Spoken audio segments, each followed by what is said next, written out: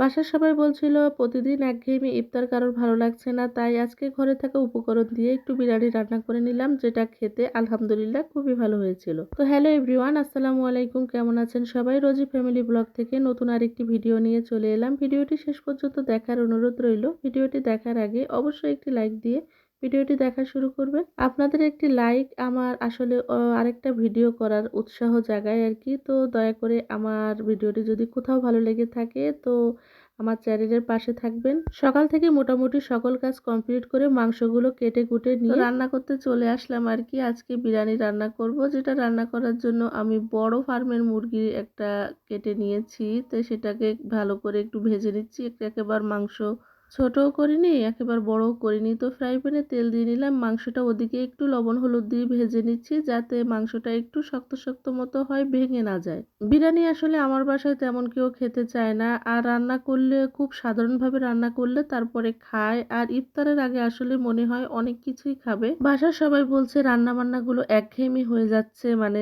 ইফতার আর কি, প্রত্যেক দিনই একই ইফতার ভালো লাগছে না। এজন্য ভাবলাম যে ঘরে থাকা উপকরণ দিয়ে একটু বিরিয়ানি বলেন আর তেহেরি বলেন, যেটাই হোক রান্না করে নেই। তো সে যেই কথা সেই কাজ আর কি। সবাই বলল যে এটাই করতে, অন্য কোনো কিছু করতে নিষেধ করলো। আর আজকের দিনেই মাহাদি মুস্কান একদম ঘুমায়নি, খুব জ্বালাতন করতেছিল, মিম সাজুগুজু করাচ্ছিল, কিন্তু তাতেও কোনো কাজ হচ্ছিল না। ওদিকে আমি মাংসটা ভাজতে দিয়েছি, আর এদিকে দেখতে পাচ্ছেন ফ্রাই প্যানে আমি পেঁয়াজ দিয়ে দিয়েছি কিছুটা। পেঁয়াজটা একটু লাল লাল মতন হলে এর ভিতরে আমি মশলাগুলো দিয়ে দেবো, আদা রসুন বাটা, এলাচ দারচিনি ধনিয়া জিরার গুঁড়া দিয়ে এটাকে একটু ভালো করে কষিয়ে নেবো। এর ভিতরে আমি হলুদ মরিচের গুঁড়া কোনো কিছুই দেবো না। এর ভিতরে আমি কাঁচা মরিচ একটু ভেঙে ভেঙে কয়েকটা দিয়ে দিয়েছি। যেহেতু আমার টুইন বেবির জন্য ট্রাই করব, এই জন্য এতে কোনো রকম কোনো ঝাল দেওয়ার চেষ্টা করিনি আর কি। তো দেখেন পেঁয়াজটা কিন্তু মোটামুটি ভাজা হয়ে গেছে। এর ভিতরে কিন্তু আমি এই মশলাগুলো দিয়ে দিব। মশলাগুলো দিয়ে একটু ভালো করে কষিয়ে নিয়ে এর ভিতরে আমি এই যে ভেজে রাখা মাংসগুলো দিয়ে দিব। মাংসগুলো দিয়ে একটু কষিয়ে নিব। সবাই আসলে গরুর মাংসটা দিয়ে পছন্দ করছে না, বাসার সবাই গরুর মাংস খায় না। বাড়ি থেকে আনা 5-6 কেজি ওজনের ফার্মের মুরগি ছিল, তো সেটা দিয়েই আমি বিরিয়ানিটা রান্না করে নিলাম, যেটা আলহামদুলিল্লাহ খুবই ভালো হয়েছিল। তো দেখতেই পাচ্ছেন আমি মশলাটা ভালো করে কষিয়ে নিয়ে এর ভিতরে আমি এই যে মুরগির মাংসগুলো দিয়ে দিলাম। একটু ভাজা ভাজা হলে কিন্তু বিরিয়ানিটা খেতে এমনিতেই খুবই ভালো লাগে। আপনারা দেখতেই পেয়েছেন আমি খুবই অল্প মশলা দিয়েছি, আর এতে সামান্য আমি একটু বিরিয়ানির মশলা দিয়ে দিয়েছি। আমি খুব বেশি কিন্তু বিরিয়ানির মশলা দেই না, একদম সামান্য। আর আমি এটাও দেই না আর কি, দিতে পছন্দ করি না, কিন্তু আমার মেয়ে বারবার বলছিল দিতে, এই জন্য সামান্য এই যে দিয়ে দিলাম।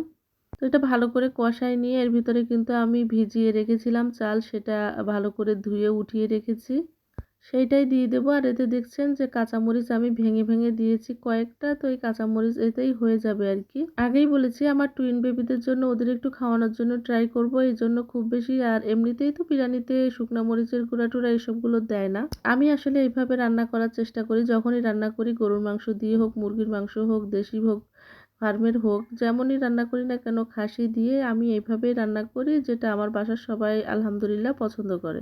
বেশি মশলা দিলে, বেশি বিরিয়ানির মশলা দিলেও কেউ খেতে চায় না, এইভাবে ফেলানো থাকে, মানে নষ্ট হয় খাবারটা, যেটা আসলে খুব খারাপ লাগে। আমার মতো এইভাবে কে কে রান্না করেন অবশ্যই কমেন্টে জানাবেন। চালটা দেখেন খুব সুন্দর ভাজা হয়ে গেছে, এর ভিতরে আমি উতরানো পানি দিয়ে দিব। আসলে এত বছর রান্না করতে করতে অভ্যাস হয়ে গেছে, এখন আর মেপে পানি দেই না আমি। চাল বলেন যা বলেন আমি একটা আন্দাজ মতো নিয়ে নেই, আর পানিটাও আমি আন্দাজ মতো দিয়ে দিই।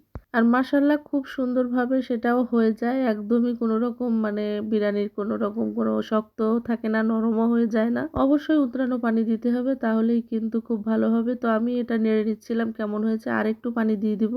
এই যে আরেকটু পানি দিয়ে দিলাম, দিয়ে এর ভিতরে আমি ঢেকে দিচ্ছি। এটা উতরাই গেলে তারপরে আমি জালটা একদম মিডিয়াম থেকেই সামান্য লো করে দিব।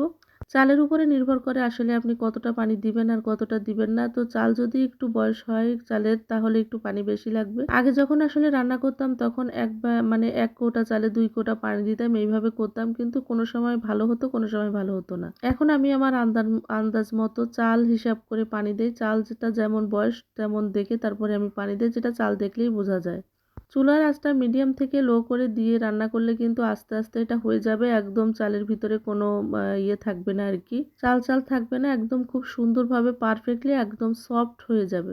আমার রান্নাটা দেখে আপনারা বুঝতে পারছেন কিন্তু এটা খুবই সফট হয়েছিল, এত সুন্দর হয়েছিল। তো আমি এটা ইফতারের আগে একদম সুন্দর করে তোয়ালে দিয়ে মুড়িয়ে রেখেছিলাম ফ্রাই প্যানটা। বিরিয়ানি সাধারণত ঠান্ডা হলে কিন্তু একদমই ভালো লাগে না, এই জন্য একদম গরম রাখার জন্য আমি সুন্দর করে তোয়ালে একটা মুড়িয়ে রেখে দিয়েছিলাম। বিরিয়ানি রান্নাটা কিন্তু হয়ে গেছে। আর এদিকে টাঙ্গাইল স্টাইলে আর কি সিম ভাজি করব। এটা বিচিওয়ালা সিম আমার নানি নিয়ে এসেছিল, আর এর ভিতরে দিয়ে দিয়েছি কিছুটা লাউ শাক দিয়ে একটু লবণ দিয়ে একটু হালকা ভাপ দিয়ে নিচ্ছি। এটা ইয়াসমিনের কাছ থেকে শেখা। ইয়াসমিন বললো এইভাবে সিম ভাজি করলে নাকি খুব ভালো লাগে, টাঙ্গাইলের মানুষ ঠিক এইভাবে নাকি সিম ভাজি করে। তা আমি ভাবলাম যে ট্রাই করতে সমস্যা কোথায়, আমার রান্না করতে খুব ভালো লাগে আর যে কোনো জায়গা থেকে রান্না শিখতেও খুব ভালো লাগে। শেখার কিন্তু কোনো বয়স নেই, আমি এখনো শিখছি। রান্না করতে আমার খুবই ভালো লাগে, এই কাজটা খুব মনোযোগ সহকারে করি আমি।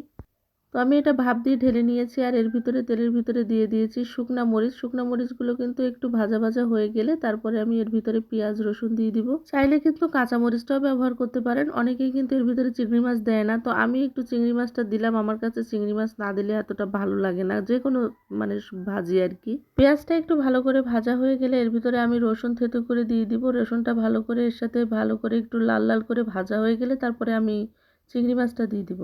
তো দেখতে পাচ্ছেন ভাজাটা কিন্তু একটু লাল লাল মতো হয়েছে, এর ভিতরে চিংড়ি মাছগুলো দিয়ে দিচ্ছি। চিংড়ি মাছগুলো দিয়ে একটু ভালো করে আর একটু ভেজে নিব। চাইলে কিন্তু এর ভিতরে কাঁচামরিচটাও দেওয়া যেতে পারে, কিন্তু আমি কাঁচামরিচটা দেইনি। শুকনো মরিচটা দেওয়ার কারণ হলো সারাদিন পরে একটু শুকনো মরিচটা হলে ভালো লাগে খেতে। টাঙ্গাইলের কোনো আপু যদি আমার এই ভিডিওটা দেখে থাকেন তো অবশ্যই জানাবেন আসলে এইভাবে সিমটা আপনারা ভাজি করেন কিনা আর আমারটা হয়েছে কিনা। এই যে ভাজিটা খুব সুন্দরভাবে যে লাল লাল মতন হয়ে গেলে এর ভিতরে আমি